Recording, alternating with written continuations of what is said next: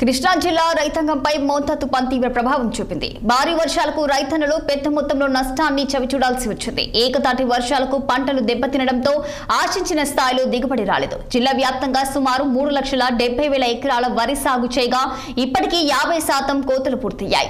పంట చేతికొచ్చే తరుణంలో వర్షాలు దారుణంగా దెబ్బతీశాయి. అరకొరగా పండిన పంటను రక్షించేందుకు అష్ట కష్టాలు పడుతున్నారు. మరోసారి వర్షాలు పడతాయన్న హెచ్చరికలతో రైతులు అధిక రేట్లు చెల్లించి వరి కోతలు చేపట్టారు. హార్వెస్ట్ పనులు వేగంగా చేయించుకోవాల్సిన పరిస్థితి దాపురించింది. యంత్రాలను ఇక వినియోగిస్తూ కోతలను త్వరితగించి ముగించుకొని బయటపడాలని సూచిస్తున్నారు. ఇక యంత్రాల కారణంగా ఎకరానికి 15,000 నష్టం వస్తుందని వాపోతున్నారు అన్నదాతలు. తుఫాను వలన మానగాయ వచ్చి నల్లగా అయిపోయి గింజలు తేడా వచ్చింది. మాకు వచ్చే లాభదాయకం లేదు. దానికి సరిపోయింది. దానివల్ల మేము నష్టపడుతున్నాం. దీనికాడ రేట్లు కూడా అనుకూలంగా లేదు. అంటే ఎంత వస్తాయని ఆశించారు? ఎంత వచ్చింది అంటే మన ఆరుదాలు అయితే 1700, 1800 వస్తాయి. ఇది 1400 ఎంతో కడతాడు. బస్తా 400 పోయినట్టే కదా. 30 బస్తాలు అయితే 34,000. వచ్చి బాబు న్యాయం చేశారు.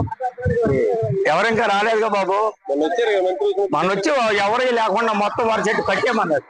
ఎవరిని కింద మటుకు రోడ్డు మీద ఉంటారు. రైతులు ఇబ్బంది పడవద్దు, ముందు ఆల్రెడీ తోలేసామన్నారు.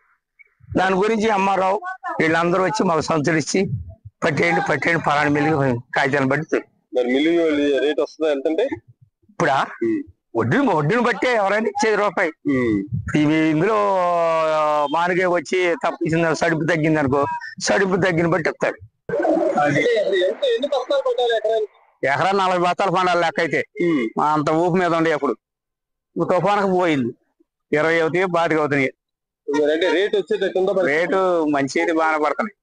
ఈ ఎట్ట పడితే మిల్లి కాడికి వెళ్ళినాక నలిపి తప్ప తాలు నోక బియ్యం అన్ని తీయాలిగా.